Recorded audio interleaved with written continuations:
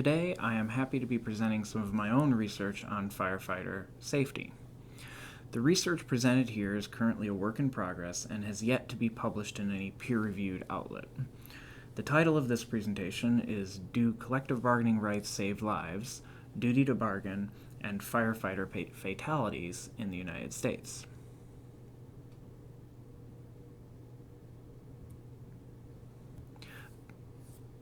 Before I get into the project, here are the parts of this presentation.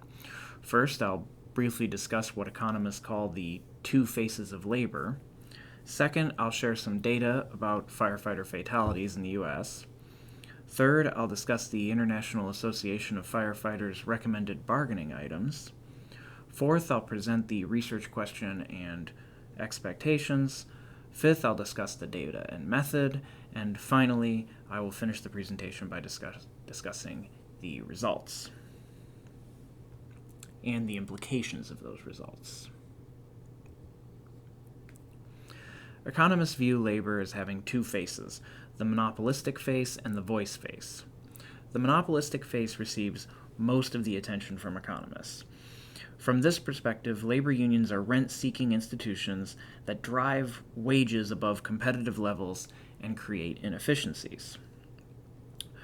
From the voice perspective, labor unions provide a collective voice in the workplace and can have positive effects on productivity, working conditions, communication, and morale.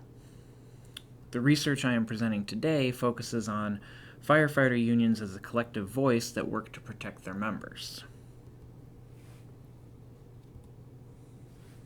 According to the U.S. Fire Administration, there were over 900 on-duty firefighter fatalities from 2009 through 2018. Of these fatalities, slightly over half were volunteer firefighters. The leading cause of death for firefighters is identified as stress and overexertion. This is usually related to heart conditions.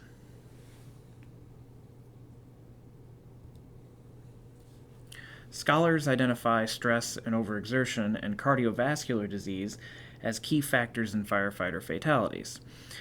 In a study of firefighter fatality investigations, common problem areas included medical and fitness, training, and staffing. These are items commonly covered in collective bargaining agreements.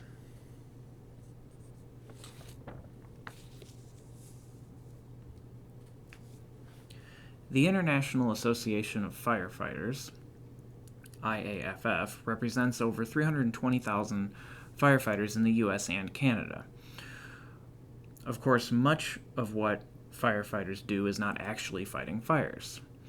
The IAFF represents fire departments that provide emergency medical services. Today, approximately 90% of professionalized fire departments provide some level of emergency medical services. The IAFF provides chapters with a model contract with suggested language. Sections of this contract include language on the development of fitness and training programs, fitness evaluations, and staffing levels, among the usual bargaining items.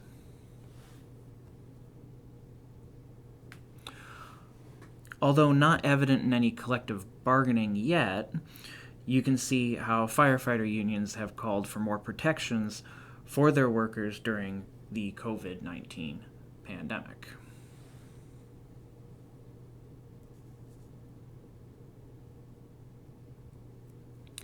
Now we get to the research question of this project.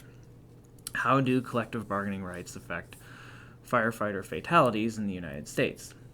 I hypothesize that states with duty to bargain rights for firefighters have fewer firefighter fatalities than states without duty to bargain rights. I also hypothesize that the effect of duty to bargain is conditional on the presence of fully volunteer fire departments in the state. Volunteer firefighters are not covered by collective bargaining agreements, so having collective bargaining agreements would matter little in states that rely mostly on volunteer firefighters.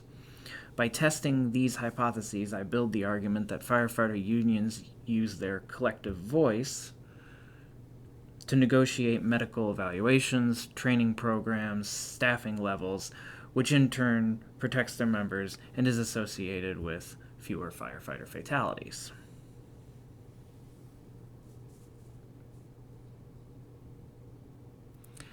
At this time, it is important to make sure that we know what duty to bargain means. The duty to bargain is the mutual obligation of an employer and the representative of employees to meet at reasonable times and confer in good faith with the intent of reaching a negotiated agreement. While this requires bargaining in good faith, it does not require that either side make a concession. This is different from simply having meet and confer, where both sides are required to meet and discuss things like wages and working conditions, but no negotiations are actually required to take place. Some states make it explicitly illegal for public employees to collectively bargain. For example, North Carolina, South Carolina, Tennessee, and Virginia all have laws that ban bargaining for firefighters.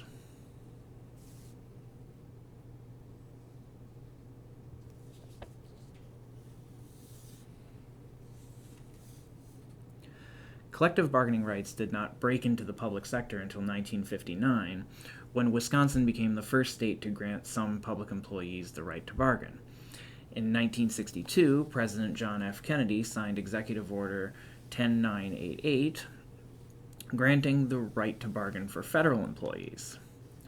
Throughout the decades that followed, other states began to adopt public employee bargaining laws.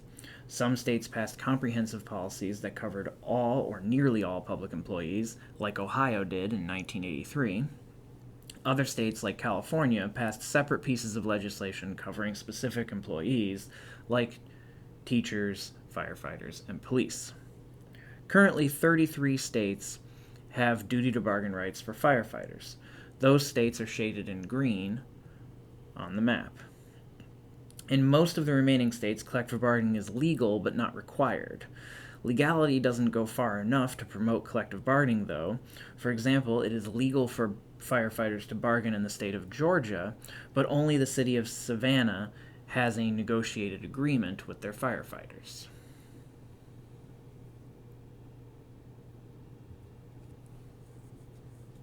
The unit of analysis is state years, and the data spanned from 2009 through 2018. My dependent variable is the number of firefighter fatalities, and my key independent variable is a dichotomous measure of the presence of a duty to bargain law for firefighters. I control for several factors. Union density captures the strength of public employee labor unions in the state. This measure is not specific to firefighter union density. I control for citizen and state government ideology because research shows that ideology influences the enforcement of federal safety regulations and the types of safety regulations adopted at the state level. I control for the number of fire calls in each state. Because fire departments offer emergency medical services, I include a measure of fatal car crashes to capture non-fire emergency calls. Finally, given that volunteer firefighters are not subject to collective bargaining, I control for the percent of fire departments in the state that are fully volunteer. I use a zero-inflated negative binomial regression in this research for two reasons. The first reason has to do with the data itself. There is overdispersion in the data, and there is an excess of zeros. The second reason is theoretical. Zero-inflated models are appropriate in situations where you have an excessive number of zeros in the data that are being caused by two separate processes. In this case, there are zeros that are a product of firefighters responding to emergency calls and returning safely, and zeros that are a product of a lack of emergency calls.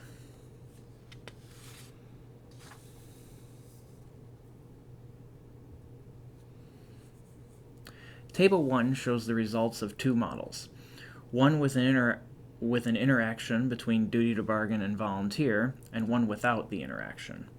The zero-inflated model estimates a count model, and a logit model. The logit model predicts zeros and contains variables that would be expected to account for excess zeros. The results of interest here are in the count model. As you can see in Model 1 shows a statistically significant negative relationship between duty to bargain rights for firefighters and firefighter fatalities. Model 1 also shows a positive relationship between fully volunteer departments and firefighter fatalities.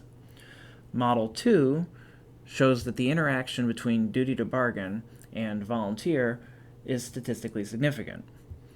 The results shown here are not easily interpreted from the table, but predicted fatalities can help clarify these results.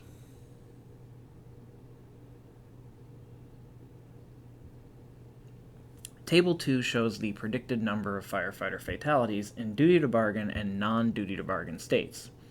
The predictions are calculated with the other variables in the model set at their mean, and the 90% confidence intervals are shown in the brackets below. The predicted number of fatalities are low, but that is expected when modeling a rare event.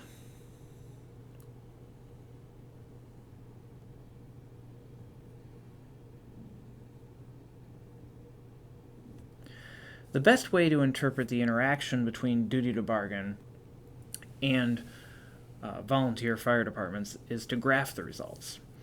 The figure here shows the predicted number of firefighter fatalities at different levels of fully volunteer fire departments by duty to bargain status.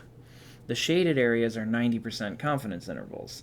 The graph shows that duty to bargain states have significantly fewer firefighter fatalities, but that the effect of duty to bargain disappears when states rely heavily on fully volunteer fire departments. For those of you who are sticklers about your graphs, you'll notice that I cut off the x-axis at 20% and 80%. Only one state, Hawaii, has fewer than 20% of their total fire departments as fully volunteer. A dozen states have 80% or more of their departments as fully volunteer, but you can tell what happens at those levels. The shaded areas completely overlap.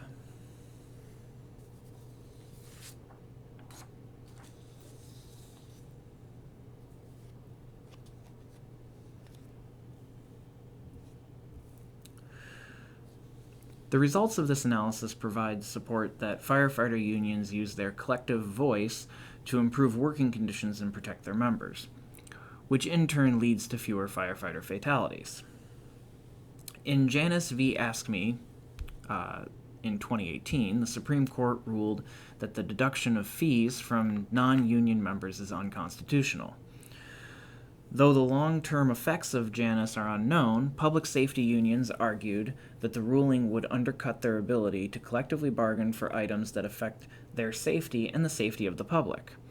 In a brief submitted by the IAFF to the Supreme Court, they argued firefighters, emergency medical service employees, and other first responders routinely face grave danger while on duty, working through the most extreme hazards to protect their communities. Through collective bargaining, the IAFF and its local affiliates work to reduce on-the-job hazards and risks for union members and non-union members alike. The results of this analysis suggest that this is not simply just a claim the IAFF makes logically, but that the data actually support the idea that collective bargaining is important for the protection of firefighters. This research also has implications for the use of volunteer firefighters. Overall, it is within the best interest of the IAFF to limit the number of volunteers used by localities. Combination departments, those staffed by volunteer and career firefighters, can cause tension between the two groups. However, the results presented here suggest more combination or fully career fire departments would reduce firefighter fatalities. Given the large portion of fatalities each year from volunteer firefighters, volunteers would benefit from working alongside career firefighters that negotiate working conditions even though the volunteers are not directly covered by the collective bargaining agreement.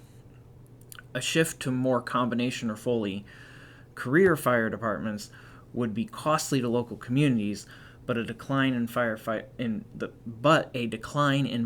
firefighters in recent years may force localities to embrace combination or career departments anyway.